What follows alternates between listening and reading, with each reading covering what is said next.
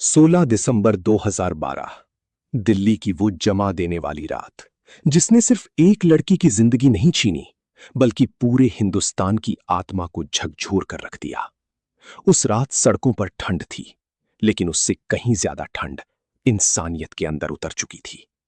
एक ऐसी वारदात जिसके बाद देश की हर बेटी ने डर महसूस किया, हर मां की आंखों में चिंता उतर आई और हर इंसान के दिल में गुस्सा भर गया।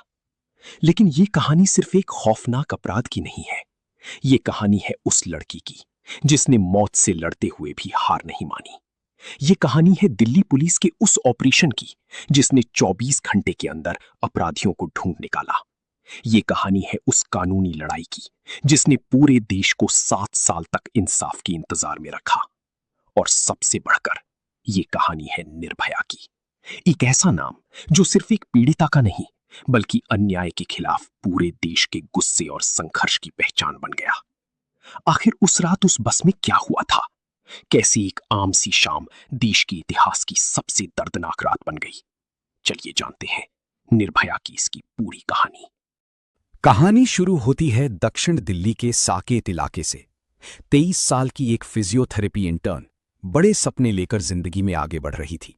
उसके परिवार ने गरीबी और संघर्ष के बीच उसे पढ़ाया था। वो अपने माता पिता का सहारा बनना चाहती थी। उस रात वो अपने दोस्त के साथ फिल्म देखकर घर लौट रही थी। वक्त था रात करीब 9 बजे। दिल्ली की सर्द हवा तेज हो चुकी थी।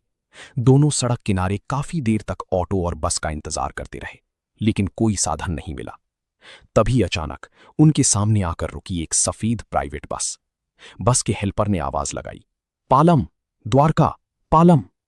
बस में कुछ लोग पहले से बैठे हुए थे जो सामान्य यात्रियों की तरह व्यवहार कर रहे थे। दोनों को लगा कि शायद उन्हें घर पहुंचने का रास्ता मिल गया। उन्होंने 10 रुपए का टिकट दिया और बस में चढ़ गए। लेकिन उन्हें नहीं पता था कि वो बस नहीं, मौत का चलता फिरता जाल थी। बस जैसे ही मुनीर का फ्लाईओवर पार करती है, माहौल अचानक बदल जाता है। दरवाजे अंदर से लॉक कर दिए जाते हैं, खिड़कियों के पर्दे गिरा दिए जाते हैं और बस की सारी लाइटें बुझा दी जाती हैं। कुछ ही सेकंड में दोनों दोस्तों को एहसास हो जाता है कि वो फंस चुके हैं। बस में मौजूद 6 दरिंदों ने लड़की के साथ बदसलूकी शुरू कर दी। जब उसके दोस्त ने विरोध किया तो अपराधियों ने लोहे की रॉड से उस पर हमला कर दिया।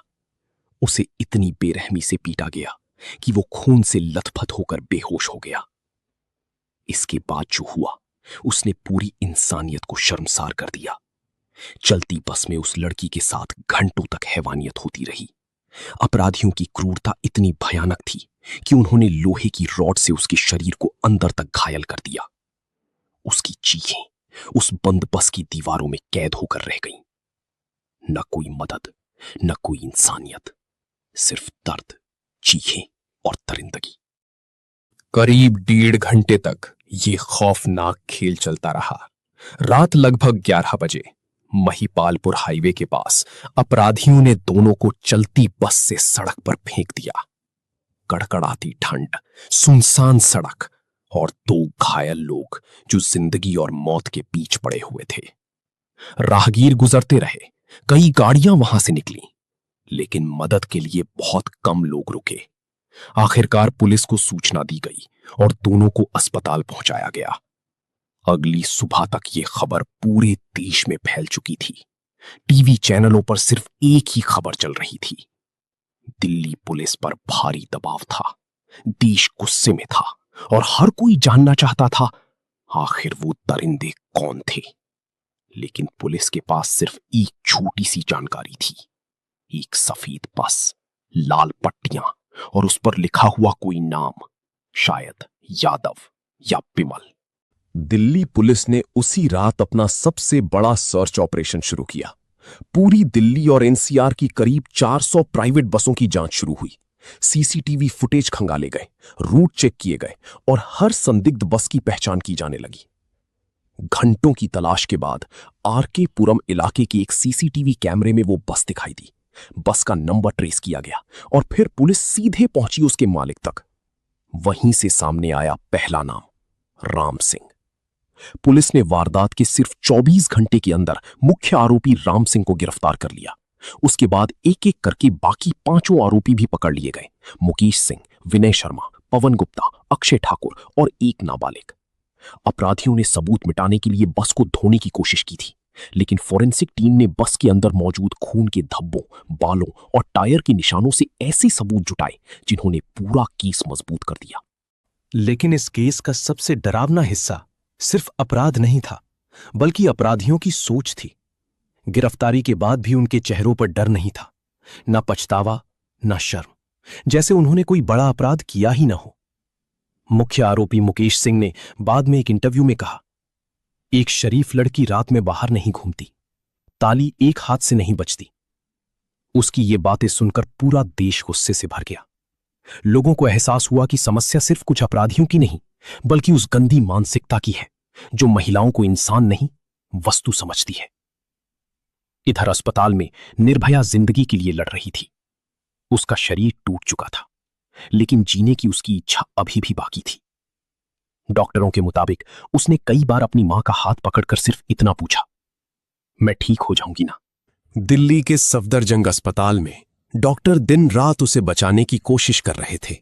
पूरा देश उसकी सलामती के लिए दुआ कर रहा था। लोग मंदिरों, मस्जिदों और गुरुद्वारों में प्रार्थनाएं कर रहे थे, लेकिन अपराधियों की दरिंदगी ने उसके शरीर को अंदर से पूरी तरह तोड़ दिया था। सरकार ने बेहतर इलाज के लिए उसे सिंगापुर के माउंट एलिजाबेथ अस्पताल भेजा। पूरा देश उम्मीद लगाए बैठा था कि शायद कोई चमत्कार हो जाए, लेकिन 29 दिसंबर 2012 की सुबह वो खबर आई जिसने पूरे देश को रुला दिया। निर्भया अब इस दुनिया में नहीं रही। उसकी मौत के बाद दिल्ली की सड़कें गुस्से से भर उठीं। इंडिया गेट, राष्ट्रपति भवन और जंतर मंतर पर लाखों लोग उतर आए। लोग सिर्फ इंसाफ नहीं, बदलाव मांग रहे थे। जनता का गुस्सा इतना बड़ा था कि सरकार को झुकना पड़ा। महिलाओं की सुरक्षा को लेकर पूरे देश में बहस शुरू हो गई। इसके बाद बनाई गई justice JS Verma committee. Committee ने रिकॉर्ड समय में अपनी रिपोर्ट सरकार को सौंपी। साल 2013 में क्रिमिनल लॉ अमेंडमेंट एक्ट पास किया गया। अब बलात्कार की परिभाषा और सख्त हो चुकी थी। एसिड अटैक, पीछा करना और महिलाओं के खिलाफ कई अपराधों को अलग कानूनी पहचान मिली। रेयरेस्ट ऑफ रेयर मामलों में फांसी की सजा का रास्ता भी खुल गया। किशोर न्याय कानून में भी बदलाव किए गए ताकि 16 से 18 साल के नाबालिग अगर जघन्य अपराध करें तो उन पर वयस्कों की तरह मुकदमा चल सके। देश का कानून बदल चुका था, लेकिन एक मां बाप का दर्द अभी खत्म नहीं हुआ था। साल गुजरते गए। 2013, 2015, 2017, 2019, लेकिन निर्भया के माता पिता का इंतजार खत्म नहीं हुआ। दोषियों के वकील बार बार नई याचिकाएं दाखिल करते रहे। कभी दया याचिका, कभी क्यूरेटिव पिटिशन, कभी फांसी रोकने की अपील। भारतीय कानून के मुताबिक जब तक सभी दोषियों की याचिकाएं खत्म न हो, किसी एक को भी फांसी नहीं दी जा सकती थी। इस कानूनी लड़ाई ने पूरे देश को परेशान कर दिया। कोर्ट को 4 बार डेथ वारंट जारी करने पड़े और हर बार आखिरी समय पर फांसी टल जाती। लेकिन निर्भया की मां आशा देवी हर सुनवाई में डटी रहीं। उन्होंने कहा था, जब तक दोषियों को फांसी नहीं होगी, मैं चैन से नहीं बैठूंगी। और फिर आखिरकार वो सुबह आ गई। 20 मार्च 2020 सुबह के ठीक 5:30 दिल्ली की तिहाड़ जेल। चारों दोषियों मुकेश सिंह, विनय शर्मा, पवन गुप्ता और अक्षय ठाकुर को एक साथ फांसी दे दी गई। मुख्य आरोपी राम सिंह पहले ही जेल में मृत पाया गया था। जेल के बाहर खड़ी भीड़ ने तालियां बजाईं। कई लोगों की आंखों में आंसू थे। निर्भया की मां ने कांपती आवाज में कहा, आज मेरी बेटी को इंसाफ मिल गया। लेकिन इस कहानी का सबसे बड़ा सवाल आज भी जिंदा है। क्या सिर्फ कानून बदलने से समाज बदल जाएगा? क्या हमारी बेटियां सच में सुरक्षित हैं? या हमें अपनी सोच भी बदलनी होगी? निर्भया अब इस दुनिया में नहीं है, लेकिन उसकी कहानी आज भी हर बेटी की आवाज बनकर जिंदा है।